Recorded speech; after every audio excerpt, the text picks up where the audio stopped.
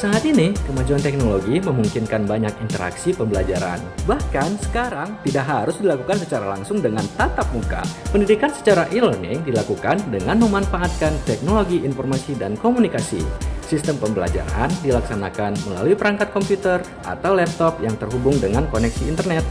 Sistem yang terintegrasi dengan baik membuat siswa dapat memperoleh semua informasi perkuliahan yang dibutuhkan dan mampu melaksanakan sistem pembelajaran dengan baik dimanapun dan kapanpun.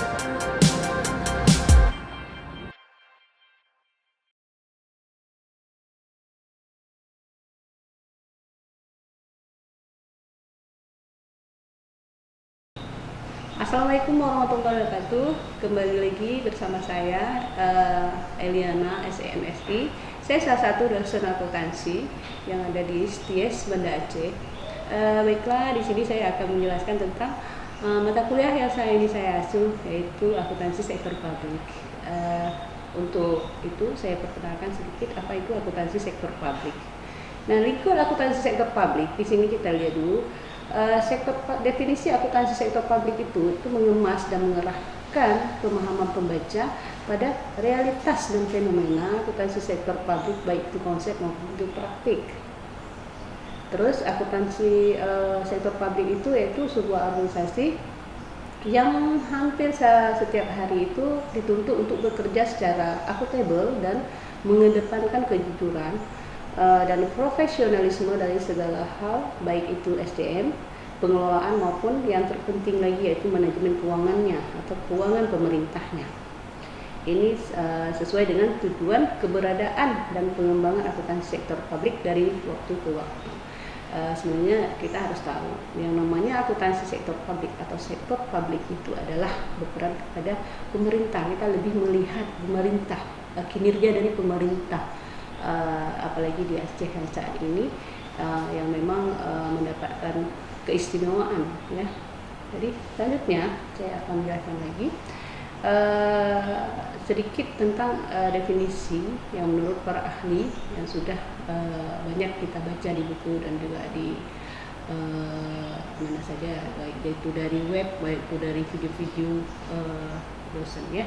Jadi di sini saya akan melihat menurut American Accounting Association, akuntansi merupakan proses mengidentifikasi, proses mencatat, proses mengukur dan melaporkan dari berbagai informasi yang nantinya digunakan sebagai penilaian dan pengambilan keputusan yang berguna bagi pihak-pihak yang menggunakan informasi itu. Contohnya ini pihak-pihak baik kita, ya, kita masyarakat, baik kita itu mahasiswa, itu kita pasti melihat informasi yang diberikan oleh pemerintah itu apakah sudah akuntabel atau memang sudah transparan atau memang sudah digunakan sebagaimana anggaran yang sudah mereka siapkan di awal. Terus menurut AICPA atau American Institute of Certified Public Accountant, itu akuntansi adalah seni dalam mencatat, menghitung dan meringkas secara tepat serta dinyatakan dalam bentuk satuan mata uang atau moneter, dan terjadi suatu proses transaksi dari berbagai kejadian yang bersifat finansial dan penafsiran hasilnya. Itu menurut AICPA. Terus kalau menurut definisi sektor publik, kita lihat dulu apa itu sektor publik, ya, akuntansi sektor publik. Ini menurut Indra Bastian di tahun 2014 di buku beliau. Akuntansi sektor publik itu mekanisme teknik dan analisis akuntansi yang diterapkan pada lembaga tinggi negara beserta departemen di bawahnya untuk menerapkan pengelolaan berbagai dana masyarakat. Terus menurut Madiasmo di buku beliau di tahun 2015, ya, itu akuntansi sektor publik adalah alat informasi baik dari pemerintah sebagai manajemen atau sebagai alat informasi bagi publik. Terus menurut Halim di buku beliau di tahun 2014, itu akuntansi sektor publik itu merupakan kegiatan jasa yang dalam rangka menyediakan informasi kuantitatif yang bersifat keuangan berdasarkan entitas pemerintah yang berguna sebagai pengambil keputusan bagi pihak-pihak yang berkepentingan.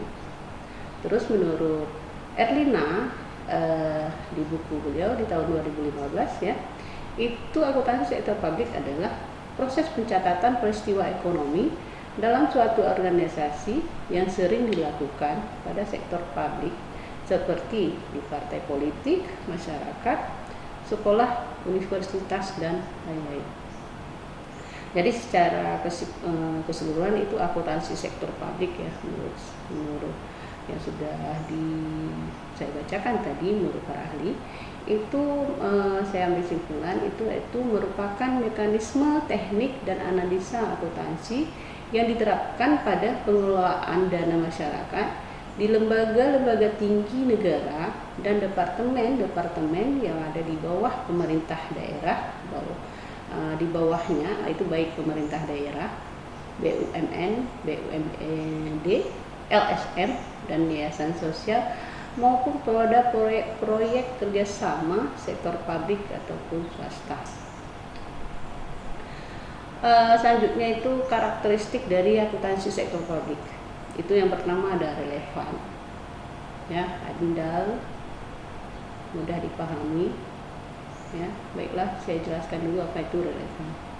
Relevan itu yaitu laporan keuangan pada akuntansi sektor publik itu harus bersifat relevan. Yang maksud di sini adalah berisi informasi yang dapat mempengaruhi pengambilan keputusan serta mengevaluasi peristiwa di masa lalu dan masa mendatang. Terus handal itu apa? Yaitu laporan keuangan yang ada di sektor publik itu harus memiliki informasi yang bermanfaat dan untuk menjadi bahan pertimbangan dengan laporan keuangan sebelumnya. Handal. Selanjutnya juga mudah dipahami. Artinya, itu laporan keuangan yang disajikan di sektor publik itu harus mudah dipahami, ya. Walaupun itu orang masyarakat biasa.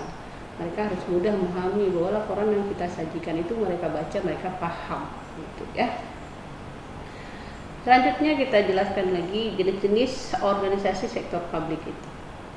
Ada berapa? Yang pertama itu akuntansi pemerintah pusat, terus ada akuntansi pemerintah daerah, ya. Ada akuntansi pemerintah partai politik, ya. Terus ada LSM, ada yayasan, terus ada pendidik ya seperti sekolah ataupun perguruan tinggi, baik itu PTS atau PTN, itu salah satu dari organisasi sektor publik juga. Terus seperti puskesmas dan rumah sakit, yaitu juga masuk dalam jenis-jenis organisasi sektor publik. Terus seperti tempat peribadatan, ya, baik itu masjid, gereja, wihara, dan pura, kan, itu adalah organisasi sektor publik. Jadi itu ada 8 yang saya katakan di sini, ya. Selanjutnya saya akan jelaskan itu akuntansi pemerintah. Jadi tadi ada jenis-jenis organisasi sektor publik, sekarang kan ada tadi akuntansi pemerintah. Akuntansi pemerintah itu dalam menerapkannya dia menggunakan data akuntansi sebagai informasi yang berkaitan dengan berbagai transaksi ekonomi dan keuangan pemerintah yang diberikan kepada pihak eksekutif, legislatif, yudikatif, dan masyarakat di dalamnya.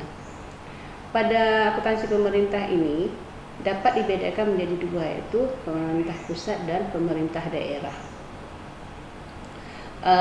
Kalau di pemerintah pusat mungkin adik-adik sudah tahu ya, itu pasti yang ada di pusat pemerintahan. Artinya kalau di Aceh ini pusatnya itu kalau misalnya kita itu pusatnya ada di Jakarta. Nah kalau di Aceh dia artinya pemerintah daerah. Nah pemerintah daerah itu dibagi 2 lagi, ada pemerintah daerah provinsi. Nah kalau provinsi itu ada di pemerintah provinsi ada di Banda Aceh, dan kabupaten ada termasuk kota Banda Aceh. Nah itu adalah kabupaten ataupun kota, ya. Jadi pemerintah pusat, habis itu pemerintah daerah dibagi lagi kedua. Oke. Adapun selanjutnya kita menjelaskan tentang tujuan dari akuntansi sektor publik itu. Yang pertama yang ya memberikan informasi mengenai sumber, alokasi, serta penggunaan sumber daya keuangannya. Yang kedua itu menyediakan informasi yang berkaitan dengan kecukupan penerimaan periode berjalan sesuai pembiayaan summa pengeluaran. Yang ketiga, menginformasikan bahwa jumlah sumber daya ekonomi yang digunakan untuk kegiatan entitas pembuatan laporan sekaligus hasilnya yang sesuai. Keempat, menginformasikan bahwa posisi keuangan sesuai dengan kondisi entitas pembuatan laporan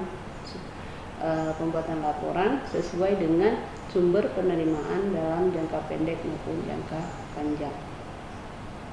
Ya, jadi sebenarnya adik-adik ya yang mengambil mata kuliah sektor publik di sini, saya di kelas biasanya akan lebih banyak mengharapkan proaktif dari kalian dan banyak bertanya. Memang video saya agak singkat, tapi di sini saya cuma menjelaskan sedikit bahwa kita itu harus mengenal dulu yang dikatakan akuntansi sektor publik itu apa. Jadi kita seperti yang saya sebutkan tadi, ada pemerintah pusat, ada pemerintah daerah, terus kita juga tahu partai politik. Nah, adik-adik mungkin udah pernah lihat partai politik, pasti kalau udah mau pemilihan umum, pemilihan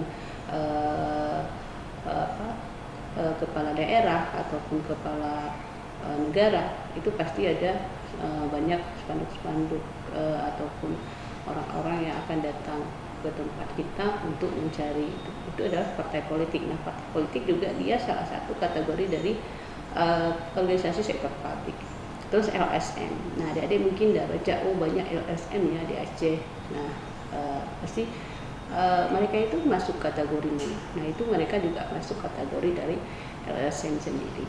LSM itu masuk kategori dari sektor publik ya. Terus yayasan. Nah, seperti kita di sini di Sekolah Tinggi Ilmu Ekonomi Sabang ini punyaan siapa? Ini punya yayasan. Dan kita juga harus ada laporan keuangan yayasan. Nah, itu dikatakan masuk kemana?